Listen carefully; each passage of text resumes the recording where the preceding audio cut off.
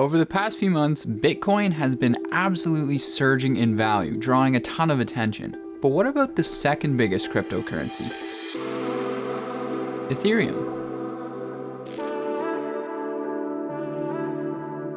If you're familiar with it, then you know that it too has been increasing in value rapidly. Will it eventually surpass Bitcoin itself? All this and more in today's video.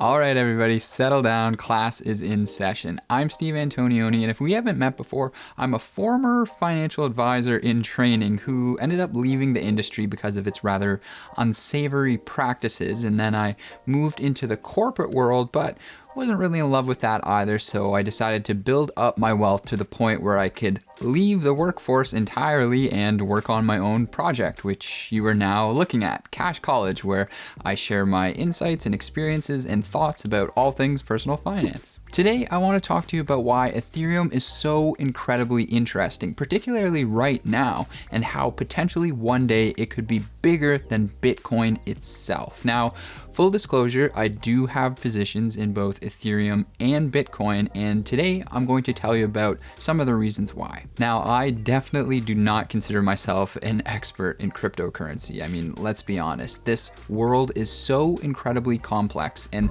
the people who are at the forefront of this movement are so brilliant, like far smarter than I'll ever be. Also, keep in mind there's a ton of hype and emotion around cryptocurrency right now. And I mean, maybe, hey, that's what got you interested in crypto in the first place. That's okay. But I would say to just, stop, take a second, and do some research to understand what you're actually getting yourself into. Definitely do not follow me or anybody else blindly into this. With all that said, here's some really interesting developments around Ethereum and Bitcoin. So let's kind of set the stage here with some charts so we can fully understand what's taking place here. So here we can see where Bitcoin started the year at, and now we can see where it is now, okay? Massive. And here's where Ethereum started the year at, and here's where it's at now. Something also to keep in mind here is that Bitcoin has surpassed its all-time highs, where Ethereum has not, so keep that in mind. But okay, what in the world is going on right now? Like, why are we seeing these massive run-ups in value? First of all, let's definitely talk about institutional involvement. So there was huge news that landed last week that the OCC has officially allowed banks in the United States to use stable coins for settlement activities. Now, this is an incredible development and a huge win for the crypto crowd, but especially for Ethereum. Now, if you're new to crypto and you're sitting there going, huh? OCC? Stablecoins? What the heck is all that? Don't worry, I'll explain it in really simple terms. So today we all know that banks process payments between other banks and between customers, right? They send money between all the people in the world. And the way they do that is by using payment processing systems such as SWIFT or ACH and things like that. But our current systems have a lot of limitations, and that's because they're kind of built upon this old creaky infrastructure. So it makes it very hard to innovate, is particularly in the banking industry. So I wonder if only there was some kind of technology we could leverage to fix this. What could that be? Enter the blockchain. The financial industry, the banking industry has finally warmed up to the idea of using cryptocurrencies and blockchain because they're kind of like, oh crap, you know that crypto stuff that we said was really stupid and worthless back then? Yeah, it turns out that might actually solve a lot of our problems. So banks can begin adopting this new network through stablecoins, and stablecoins are why this is such a big win for Ethereum. Now, a stablecoin essentially is a unit of cryptocurrency that's been created, and then its value is determined by kind of pegging itself to something that's already established. So The best example I can give you of this is something like USDC. USDC is a stable coin that has its value directly pegged to the US dollar. And it's called a stable coin because, well, the value is as stable as the US dollar. So banks really like the idea of using stable coins because it allows them to both use the US dollar as the unit of measurement and value, but it also allows them to leverage this new blockchain and cryptocurrency technology at the same time. And the reason why this is very good for Ethereum is because guess what many stablecoins like USDC run on? The Ethereum network. And as more applications like this run on the Ethereum network, the more valuable it becomes. Very interesting development. And the institutional news definitely does not stop there. In December, it was announced that Visa was beginning to partner with, guess who? Yep, USDC stablecoin. Another huge player that's joining the Ethereum network. But what about institutions buying Ether for investment purposes? Well, Grayscale is an example of one that operates a Ethereum investment trust. And so essentially this way this works is investors can buy shares in this trust, and then Grayscale essentially holds Ether for them on their behalf. The investors don't actually get access to the Ether, but they benefit from the price swings in it, essentially. But Grayscale has to hold Ether on their behalf. So the more people that invest in this fund means that Grayscale is going to have to purchase more Ether. Let's look at how much their Ether holdings have grown. So since the beginning of the year, they had about 530,000 units of Ether. That means throughout the year, they would have had to have purchased 2.5 Ether coins. And remember, a single Ether costs over $1,000 right now. And if that wasn't enough big money buying up Ether, take a look at this next chart. It shows how wallets with more than 10,000 ETH in them have been growing steadily, whereas smaller size wallets have been declining in comparison. I mean, I think this is a clear sign that more and more large investors are buying Ether and getting into this field. And to put a period on this note of growing interest in Ethereum, just take a look at Google searches.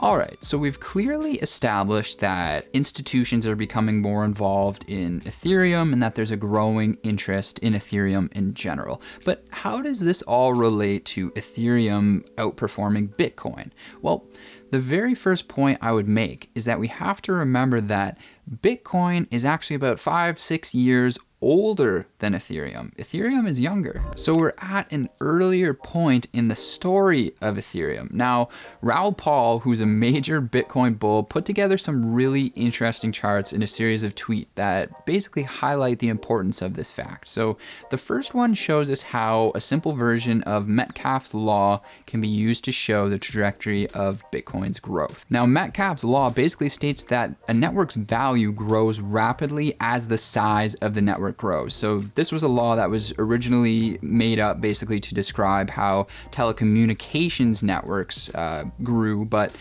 it can kind of fit the narrative of cryptocurrencies as well. And it makes sense, right? Like the more people who use something, generally the more valuable it becomes. So Bitcoin follows this idea. And as it turns out, so does Ethereum as well. Okay, more people, more valuable. Bitcoin and Ethereum follow this trend. Got it. But remember what I said earlier.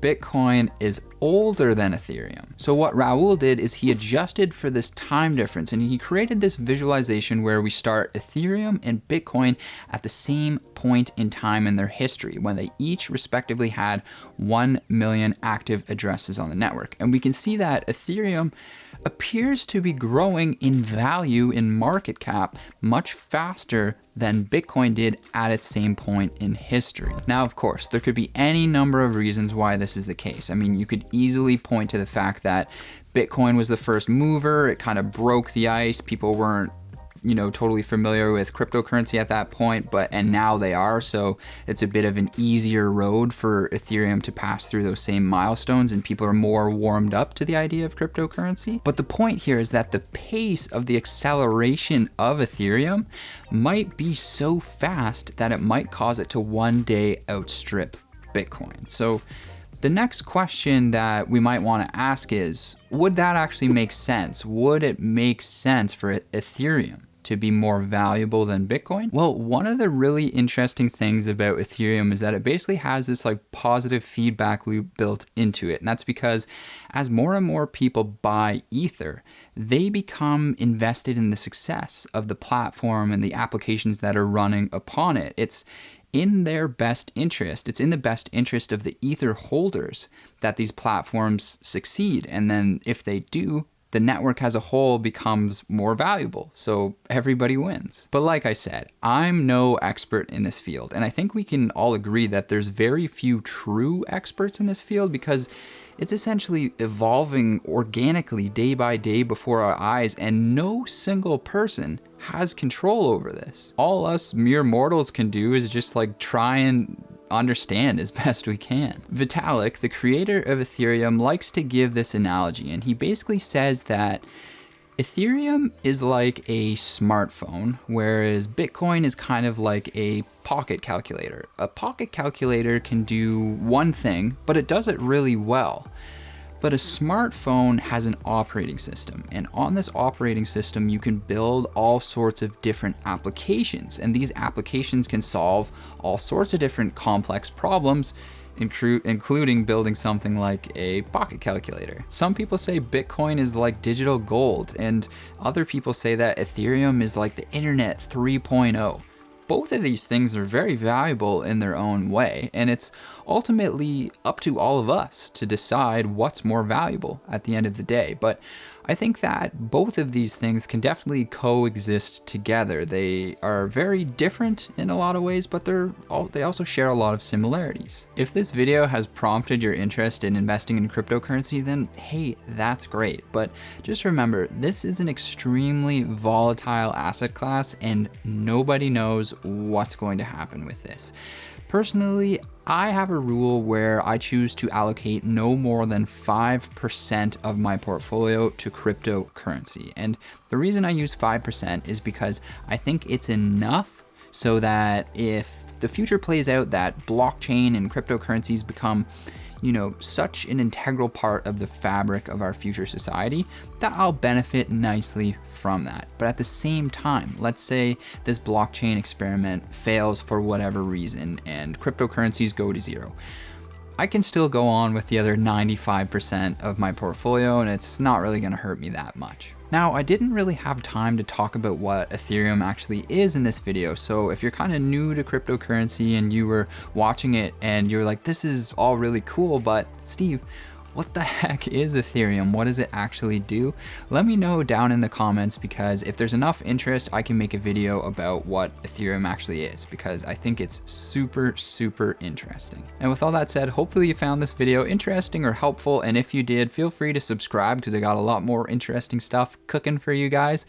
And yeah, that's it. So thank you for watching. See you again soon.